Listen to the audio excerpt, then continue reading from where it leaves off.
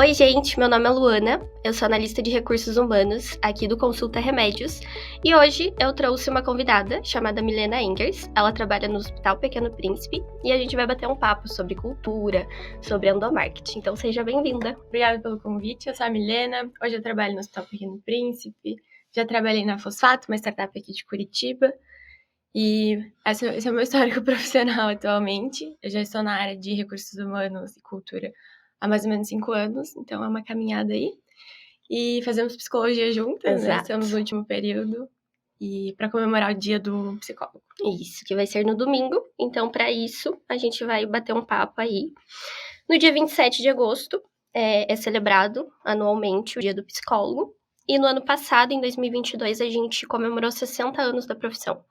Então, foi um marco bem importante, né? E eu achei interessante, assim, porque eu acabei me aproximando de cultura recentemente.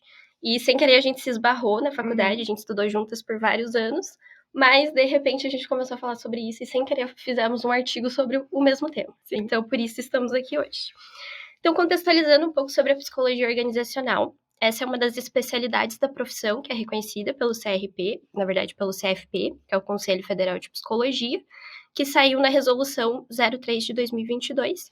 E aí eu vou fazer uma pequena referência aqui na seção 2, onde eles falam sobre psicologia organizacional e do trabalho. Então, referente à análise de fenômenos psicológicos concernentes às organizações, ao desenvolvimento organizacional, à gestão de pessoas, à prevenção e promoção de saúde e à relação do ser humano com o trabalho. Então, é mais ou menos sobre isso que a gente quer discutir, trazer alguns embasamentos, algumas teorias sobre isso. E aí a gente fez uma pesquisa antes de começar, antes de escrever o roteiro, antes de chegar nesse tema principal de SEO, que faz ali um pouquinho de a gente descobrir alguns temas relevantes, o que as pessoas pesquisam sobre esse tema. E aí, um dos mais procurados quando eu joguei cultura organizacional foi pesquisar a cultura organizacional com maior probabilidade de alcançar pessoas. Então, acho que iniciando o tema, eu queria te perguntar o que é cultura organizacional para você? O que você entende por cultura? Muito interessante a pergunta. Lá em 2018, quando eu comecei psicologia, quando eu comecei a estudar para psicologia, eu me deparei com o Foucault. Então, me apaixonei pelo Foucault. Ele fala muito de pessoas, instituições. E foi ali que eu comecei a olhar instituições com um outro olhar. Então, até então, eu olhava a empresa como um lugar que dava um determinado trabalho para alguém, eu trazia essa relação. E a partir da visão Foucaultiana, eu comecei a olhar isso como uma relação de reconhecimento da pessoa com o trabalho. Então, isso mudou um pouco a minha visão. A partir disso, comecei a trabalhar com recursos humanos. E dentro de uma startup que eu trabalhava, na Fosfato, a gente percebeu que cultura é o ponto, assim, é o ponto de todas as empresas. Então, se a gente tem uma cultura bem consolidada, se os colaboradores estão dentro dessa cultura, se tudo está funcionando em volta dessa cultura, a empresa parece que anda com seus próprios pés. Se não tá, a gente precisa ficar reorganizando a cada mês, assim, as estratégias, reorganizando tudo que a gente está fazendo. A partir disso, eu vejo cultura como uma estratégia organizacional. A gente faz essa diferenciação de cultura organizacional, estratégias de cultura, né?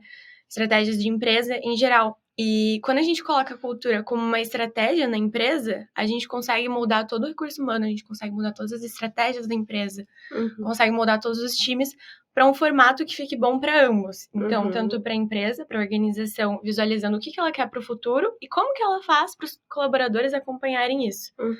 E para o colaborador também, porque o que vai acontecer com esse colaborador? Ele vai conseguir se identificar com a empresa e, a partir disso, se reconhecer enquanto sujeito, enquanto pessoa. Que é aquele senso de pertencimento. Senso de pertencimento.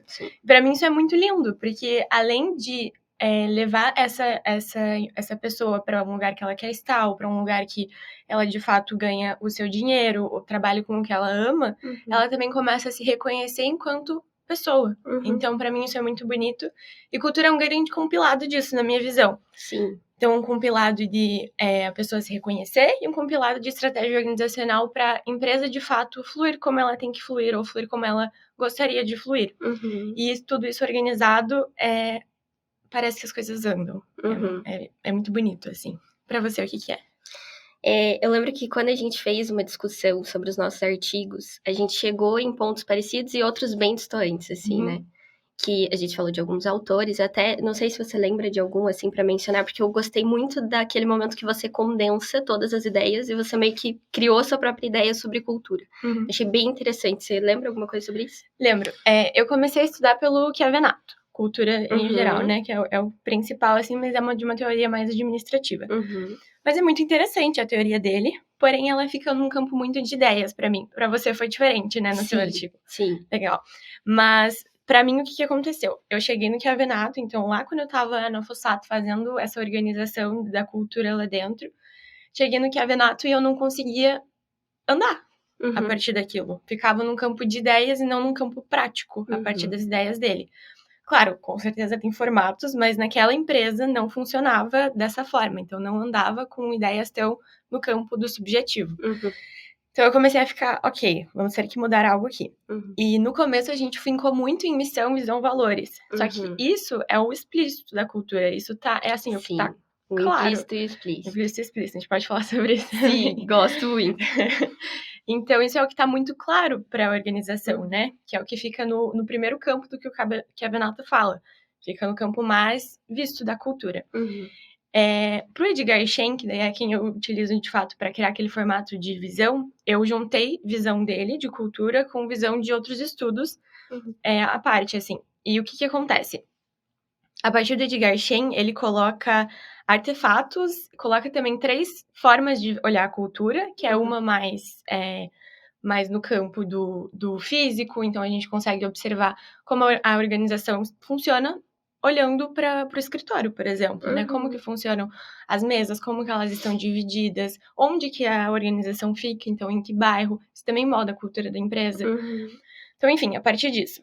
E aí, com isso, eu tive algumas conversas com pessoas de outras empresas para entender como que eles faziam dentro dessas organizações.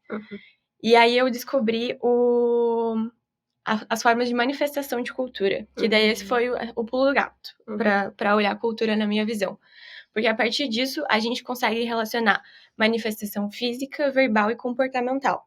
Então, a física seria esse campo mais visto, a verbal seria o falado, então como que a gente coloca informativos da empresa, como que as pessoas falam da empresa, como que acontecem as conversas dentro dessa empresa. E aí o comportamental é o mais complexo, que seria o que a gente não de fato percebe que acontece, mas que acontece. Então, comportamentos subjetivos ou pessoas que fazem coisas que a gente não percebe, mas que moldam outras pessoas. Quem são essas pessoas? Personagens da cultura, que são aquelas pessoas que, quando você pensa em marketing, quem que você pensa da empresa? Esse é um personagem da empresa.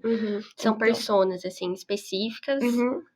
São as que mais falam da empresa, então trazem algo da empresa, e isso vai retroalimentando esse sistema cultural. Então, como que a gente pode moldar uma cultura, né? A gente tem que entender a cultura de forma implícita. Implícita seria o quê? O que a gente tem hoje. Então, como que a gente funciona hoje, mas sem mentiras, assim? Então, tem que criar formatos para descobrir isso. Não é tão fácil. Geralmente por pesquisa. Mas pesquisas bem organizadas, assim, bem estruturadas, para a gente conseguir, de fato, chegar ali no inconsciente daquela organização, digamos assim. E o explícito seria como a gente fala dessa empresa ou como a gente gostaria que ela fosse. Isso, na Fossato, a gente fez uma pesquisa com os diretores daí. Então, como que eles gostariam que essa empresa funcionasse? E a gente bate isso. Então, a gente cria uma interseção ali, né? Para entender onde estamos, onde queremos estar e o que já está combinando. E a gente foca muito nisso que está combinando e tenta criar essas estratégias culturais para chegar onde a gente quer de fato.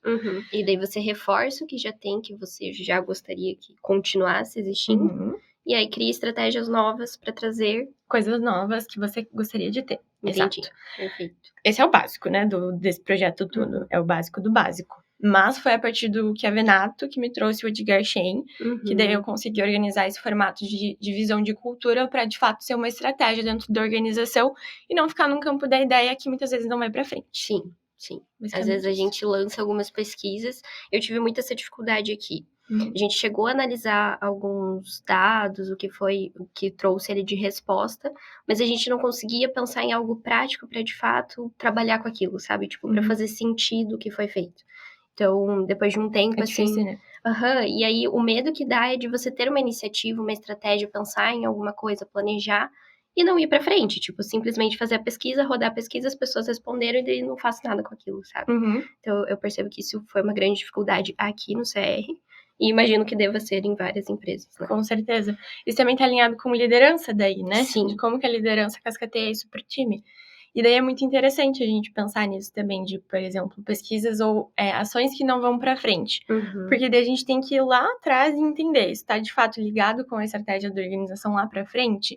Como que eu posso fazer com que isso, com o que eu tenho hoje, chegue onde eu quero que chegue? Sim. Que daí esse formato de estratégia que é muito complicado, porque se não tem o apoio de Sim. pessoas da organização... Você fica meio sozinha. Fica meio sozinho. E às vezes tem o apoio, mas os colaboradores de fato não engajam naquilo. E daí tem um outro problema que é de engajamento.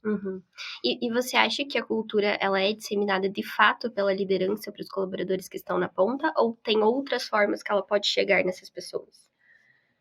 Acho que o principal formato seria por liderança, assim. Porque, claro, temos que pensar no que serve uma liderança, né? Tem liderança que é no papel, então tá ali fazendo o dia a dia. E tem liderança que, de fato, traz exemplo pelo comportamento. Aí, se a gente for focar nesse tipo de liderança, que fica bem claro quando acontece, sim, elas vão moldar todo um outro tipo de comportamento dentro da organização. Mas se a gente for pensar numa liderança de papel, então, ali faz o que tem que ser feito de gestão, ok, mas não tem aquele exemplo que vai moldar outras pessoas, isso não vai acontecer. E aí, a minha segunda pergunta para ti é: qual a importância de um plano de cultura bem feito? Até pensando nesse trabalho que você fez nessa experiência anterior, que tipo de resultado você conseguiu alcançar, ou que tipo de resultado você esperava alcançar de repente? Muito legal. Acredito que essa importância de um plano de cultura molda tudo, né? Cultura, pra mim, de fato, é tudo, assim, na organização. É muito engraçado conversar comigo, as pessoas falam, porque é cultura, cultura, cultura. Ah, tem algum problema? Isso deveria estar sendo organizado por cultura. E tudo bem, a gente puxa muita responsabilidade daí, mas se a gente faz esse planejamento, não vamos ter essa dificuldade se ele tá bem feito. Mas como que eu penso num plano de cultura? Eu penso em cultura como um grande guarda-chuva, se a gente for ver bem.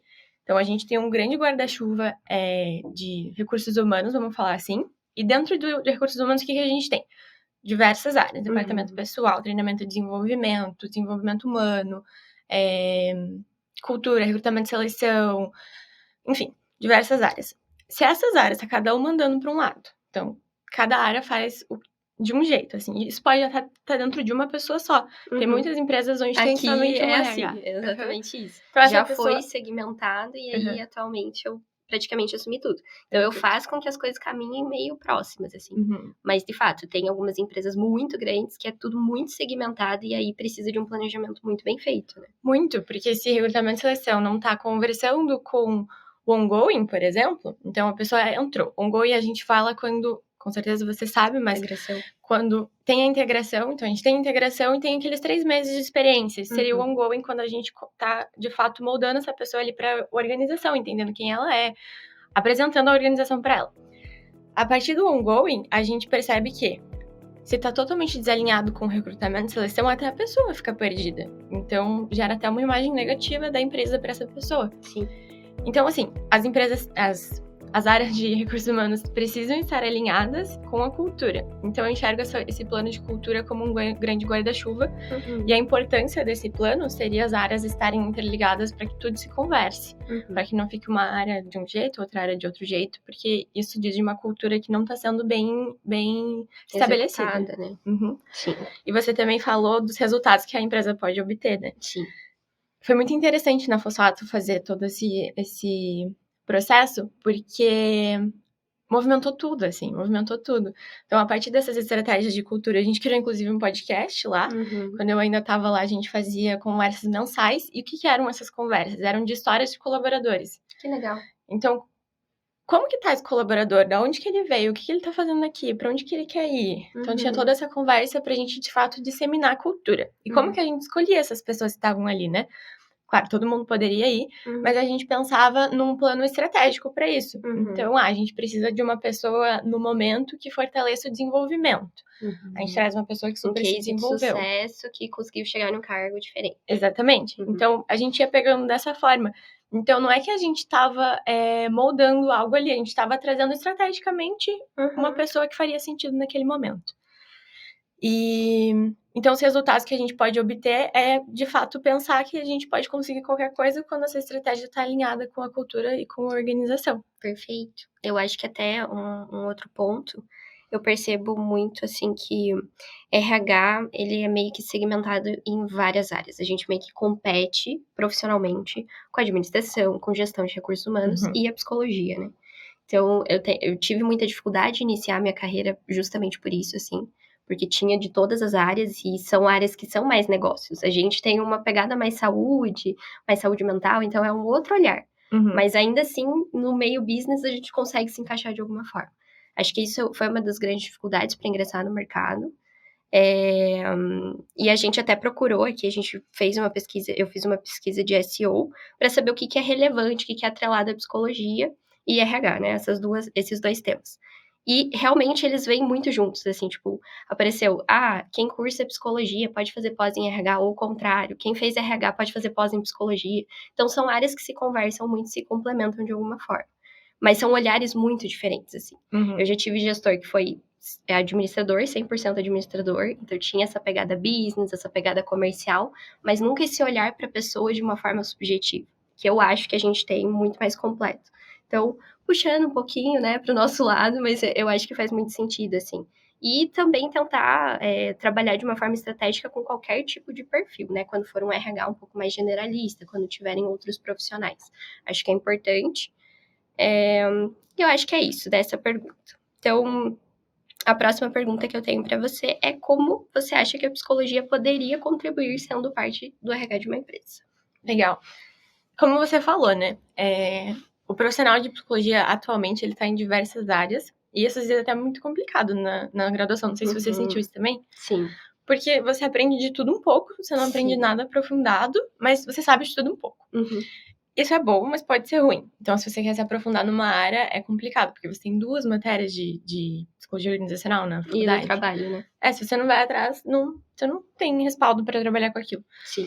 Então, como que a psicologia pode contribuir com isso? De fato, essa abrangência assim, de conteúdos dentro da faculdade, a gente pode olhar de um ponto positivo, na minha visão, que é o que o profissional de psicologia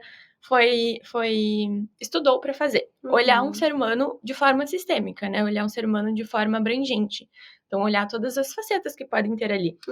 E quando a gente coloca isso numa organização, é muito interessante, porque qual que é o papel que o psicólogo pode ter? Olhar de forma sistêmica essa organização e ver o que pode funcionar e o que pode não funcionar. Como que a gente faz isso? Conversando com as pessoas, tendo contato, atrelando as histórias de diretoria, as histórias do conselho, né? Enfim, não sei como funciona aqui, por exemplo. Atrelando isso com as histórias dos funcionários de fato.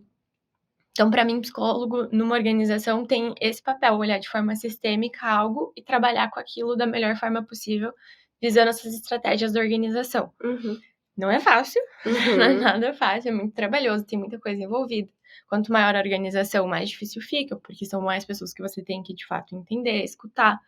Então, não é um trabalho facilitado na minha visão. Sim. Só que se a gente consegue colocar um psicólogo dentro de uma organização, eu entendo que, particularmente, né, não sei se tem um dado para isso, mas eu entendo que tende as coisas a conversarem mais. Então, as áreas e essa visão sistêmica fica um pouco mais estratégica para a empresa. A gente consegue perceber o que está falhando, o que pode melhorar, enfim. Sim. E eu sinto que na nossa formação, assim, tudo atrela um pouco à sociedade. Então, a gente acaba trabalhando muito. Eu tive, por exemplo, Ciências Sociais 3 semestres. Que eu venho de outra faculdade, inclusive da Pequeno Príncipe, e depois venho para a FAI. E aí ali as grades se conversaram, teve um pouquinho lá, um pouquinho aqui, mas sempre com essa pegada da sociedade. Tanto que quando eu escrevi meu artigo, no início dele eu pensava uma coisa, eu queria falar sobre cultura, queria falar como que implementa, qual a dificuldade e tal, e no fim eu tava fazendo uma crítica social completa, assim. Então, eu acho que o nosso papel, ele é meio transformador social também na empresa, né? Não somente no meio da clínica, qualquer outra área. Mas o psicólogo tem essa coisa de ser um transformador de ideias, de pensamentos. Então, eu acho que vai muito com isso que você falou, assim. Totalmente. Até a próxima pergunta ali é como o marketing pode fortalecer a cultura organizacional. Exato. Pensando nisso, a gente pode atrelar, inclusive, com esse RH como um papel social. O que a gente quer falar com isso, né? Março tem Dia das Mães, vamos colocar assim. Aí a gente quer fazer uma ação de endomarketing para esse dia. A gente pode fazer diversas formas para isso, mas a gente também pode olhar isso como um papel social. Então, trazer conteúdos para essa mãe, trazer conteúdos para os colaboradores que não são mãe, mas que vivem no mundo que existe, né? Sim. Então, enfim, trazer conteúdos para que, de fato, as pessoas tenham um conteúdo para falar sobre aquele assunto. E não só esse aqui é a ação de endomarketing. Uma lembrança. Tudo bem, é super legal também. Às vezes a gente não tem budget para isso também, tá tudo certo. Mas assim, se a gente for pensar no papel social para esse momento, fica muito mais interessante. Daí, a psicologia pode ajudar imensamente. Que a gente consegue entender qual que é o melhor assunto, o que pode ser delicado para falar naquele momento ou não. Como que a gente pode trazer essa transformação social? Então, trazer conteúdos que sejam estratégicos na empresa, também visão do todo. E pra mim é sempre uma visão estratégica, assim. Sim, e você acaba fazendo um intermédio, né? Porque você tá auxiliando, apoiando o colaborador de alguma forma, você tá contribuindo para a existência dele, se a gente fosse mais fundo. E ao mesmo tempo a gente tá contribuindo para a estratégia da empresa. Porque uma vez que os colaboradores estejam felizes, a empresa continua crescendo, né? Tudo flui muito bem. E eles crescem também. Exatamente. Como pessoas, né? Isso é muito legal. A gente teve uma ação em janeiro, que foi Janeiro Branco, que era sobre saúde mental.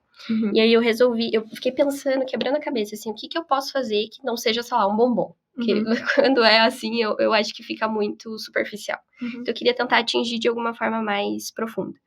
E aí a gente pensou, e sempre alinhado com o marketing da empresa. Então a gente sempre trabalha muito junto, assim, porque eles me falam, a gente tá com essa estratégia pro público externo, o que eu vou trabalhar pro público interno?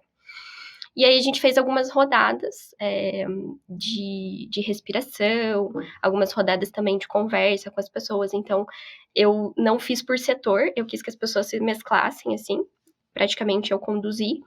E aí eu deixava muito aberto, assim, para realmente compartilhar as suas dores, o que estava acontecendo, porque às vezes na correria do dia a dia eles não têm esse momento com o próprio líder ou com o próprio gestor. E aí, como a gente tem toda a questão do sigilo, ética profissional, eu trouxe isso para eles. E depois eu lancei uma pesquisa de feedback do que eles acharam desse tipo de ação. E a maioria foi super positiva, assim, tipo, eles gostaram muito. Eu achei que não ia ter engajamento, e foi o contrário, sabe? Eu achei muito interessante, assim. Quando a gente traz conteúdos, parece que tem mais engajamento do que só dar uma lembrancinha, inclusive. Exatamente. Né? Porque as pessoas querem conversar sobre os assuntos. Quando a gente fomenta isso, o assunto flui, né? É que nem aqui num podcast. Quando a gente começa a falar sobre, a gente tem todo um roteiro na nossa cabeça sobre como falar sobre um assunto, mas ele vai fluindo. Exatamente. Eu acho que isso é o que acontece em qualquer momento de transformação numa organização ou em qualquer lugar. E o endomarketing vem muito, muito com isso, né? Da gente pensar o que a gente pode fazer para esse colaborador, para que a nossa estratégia seja de fato consolidada. E isso é muito bonito e tem uma base, né, que é na nossa cultura. Sim, exatamente. Perfeito. E aí, no final ali, eu deixei uma pergunta sobre liderança, que a gente acabou entrando um pouco, mas tentar aprofundar um pouco mais, que é o quão essencial é atingir a liderança para manter a cultura da empresa. Então, se a gente pensasse que está indo por um caminho ali, mais ou menos o exemplo que você deu, onde a gente quer chegar, o que a gente já tem, tentar entrelaçar essas ideias, mas sempre tem um objetivo. Então, digamos que a gente queira transformar a cultura e chegar num ponto X. Algumas coisas já existem, já estão acontecendo. Mas como que a gente mantém? Porque, às vezes, a iniciativa de começar algo é boa e é relativamente fácil, mas manter isso é muito difícil. Tem um papel muito do RH, ou de cultura da empresa, nisso. A gente tenta atingir muito a liderança, né? Mas isso vem muito com o RH. Então, como que a gente faz para que essa liderança respingue no resto, né? É um papel do RH. Às vezes esse líder não está totalmente desenvolvido para isso. Então, também tem esse papel do RH de desenvolver liderança, de desenvolver pessoas com avaliação de desempenho, plano de desenvolvimento, enfim. Então, acredito que seja muito isso deve ser centralizado no RH, mas não centralizado a ponto de ser uma responsabilidade para que a gente leve para todas as pessoas, para que a gente leve para as pessoas-chave, que são os líderes. E como que a gente mantém isso, né? Toda reunião, tem que ter reunião, enfim, não sei como vocês fazem aqui também. Lá a gente fazia reunião de mensal, de resultado também, e também reunião de o que está acontecendo no meio do mês. A gente tem uma de liderança que é semanal. Legal, isso já é ótimo. Então a gente pensa na liderança como toda semana a gente respinga algo disso. E não é que toda semana, hoje a gente tem uma pauta muito mais importante. Falar sobre cultura vai ser um Q2. não existe. A cultura tem que ser Q1, porque qualquer problema que aconteça na empresa que seja um Q1, traz um problema Q1 na cultura. Então, isso precisa ser falado e fomentado em reunião, em conversas de liderança, de diretoria, de pessoas, enfim. E precisa estar tudo muito transparente. Acho que esse é o principal ponto, assim, de deixar transparente para as pessoas quais são as conversas que tem com a liderança, quais são as conversas que tem entre os times, os blocos, o que cada um está fazendo em prol da empresa, né? E isso é algo que eu acho bem legal também no Pequeno Príncipe, por exemplo, que são as atas de reunião. Então, a gente sabe exatamente o que está acontecendo e isso é muito legal na minha visão. Que vocês documentam o que aconteceu na reunião. Tudo documentado. Legal. Então, para mim, isso é o mais importante, assim, é deixar documentado e deixar responsabilizado para cada um o que precisa ser feito. Então, colocar nomes mesmo, deixar isso bem claro, colocar prazo. Prazo é muito, muito importante, porque daí a gente faz uma ação, coloca para tal pessoa, mas aí surge aquele Q1 de uma terceirizada da empresa para aquela liderança. Obviamente, ele vai focar naquela terceirizada. Só que tinha o Q1 de cultura, que daí fica para a próxima semana. Só que esse prazo precisa e daí ser vai postergando e não acontece, né? Não acontece. Daí é sempre cultura que vai sendo deixada de lado. Isso eu já tinha visto em algumas organizações que eu estudei mesmo. Então, tem Q1s de empresas que vão afetar diretamente o negócio a curto prazo. Claro que isso é um Q1. Só que a longo prazo, isso não vai ser sustentável se a gente não pensar na cultura ligada àquilo. Então, não pensar, de fato, como aquilo está sendo ligado aos colaboradores, né? Sim.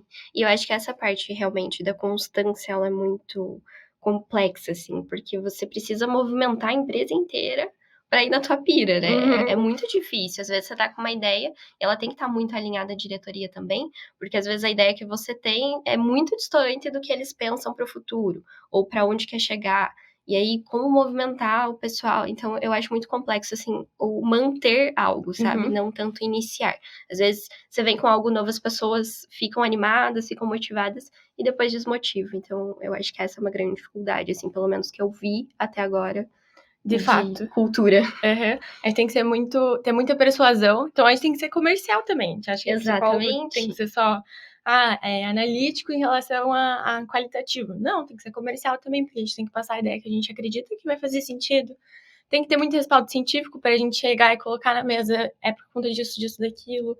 Então, até parece que às vezes a gente tem uma visão negativa de cultura do tipo, eles querem ir com calma em relação a algo. Não é isso, a gente tem esse respaldo científico que vai mostrar por que a gente tá pensando dessa forma. Com tantos estudos aconteceram. E eu acho que isso acontece muito com qualquer disciplina, curso, que seja de humanas, né? A gente tem essa dificuldade de acreditar, ou de saúde. Saúde nem tanto, que é um pouco mais científico, tem mais dados qualitativos, mas o nosso, assim, às vezes é muito pela experiência. Então, é muito difícil você convencer, tipo, eu vivi isso. Eu realmente vivi, era uma outra cultura, tudo bem, era uma outra empresa, mas eu vivi isso 3 vezes. A chance de acontecer de novo, eu preciso que você entenda que é muito grande. E aí, a gente precisa ir atrás de artigo. Então, a gente sempre está estudando muito, tentando se atualizar e, ao mesmo tempo, trazer esse tipo de pesquisa para convencer. Mas eu acho que esse processo, assim, de convencimento, ele também é complexo. Também. Mas, a partir do momento que ele acontece, acredito que a constância fica mais fácil da gente manter algo ali no dia a dia. Pelo menos foi assim nas minhas experiências, né?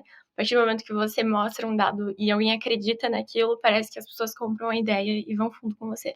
Legal. E é feito de pessoas, né? No fim, recursos humanos, psicologia organizacional como um todo é feito de pessoas, então a gente tem que angariar essa galera pra ir com a gente nessas ideias.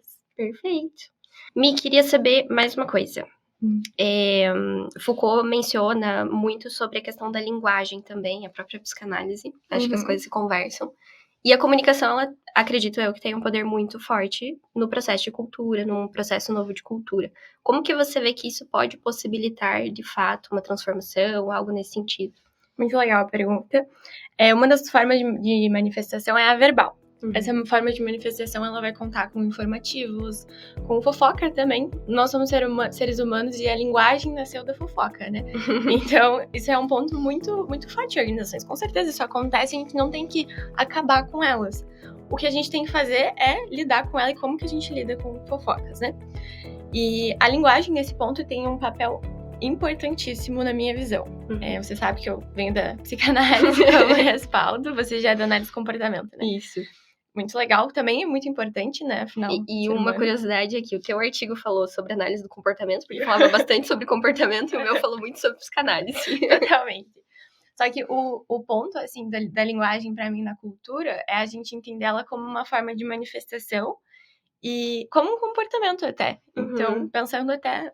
Não sei se isso entra na análise do comportamento. Enfim, Sim, não vamos entrar nesse âmbito. A pessoa tá se comportando ao falar algo, até ao pensar Falando algo. Exato, é um comportamento interior, né? Que É o quando a gente fala privado. privado.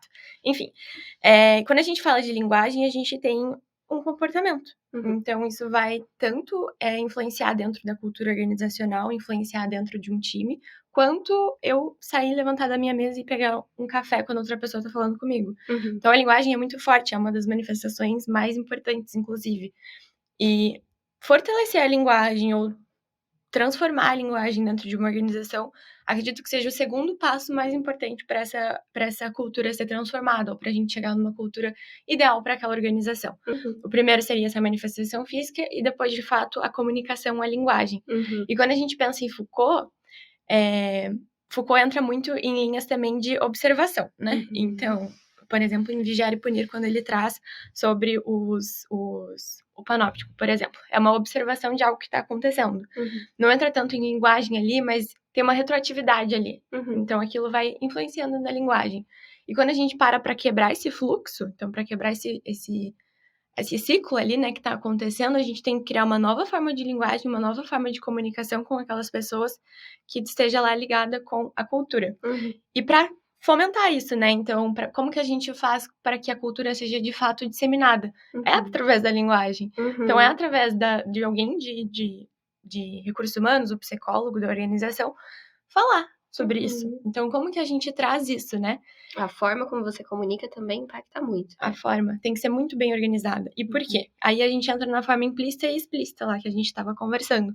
Então, se eu tô falando da boca para fora, se eu nem sei o que eu tô falando, eu tô falando algo implícito. Isso vai estar lotado de crenças, vai estar lotado de crenças, vai estar lotado de coisas inconscientes que estão ali sendo faladas. Agora, quando eu paro, penso de fato no que está acontecendo, estabeleço um formato de comunicação, estabeleço um estilo de comunicação de fato, isso vai ser transformado para aquela estratégia.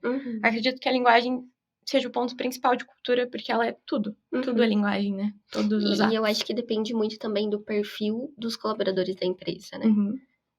Aqui a gente tem um time muito mais jovem. Então, ali é entre 20 e 30 anos. O jeito que eu comunico seria muito diferente se eu estivesse numa empresa tradicional, com pessoas um pouco mais velhas. Então, eu tento atingir eles também nessa forma, na minha comunicação para eles, sabe? Legal, muito legal. Isso é muito importante. Eu acho que era isso. Não sei se você quer comentar mais alguma coisa. Acho que é isso. Muito obrigada pelo momento. Você. Muito legal falar de recursos humanos, de psicologia, de cultura organizacional. Para mim é muito importante. Então, obrigada. Para mim também foi um prazer te receber. E é isso, foi o nosso quadro de tecnologia e saúde. Então, muito obrigada por assistir e feliz dia do psicólogo.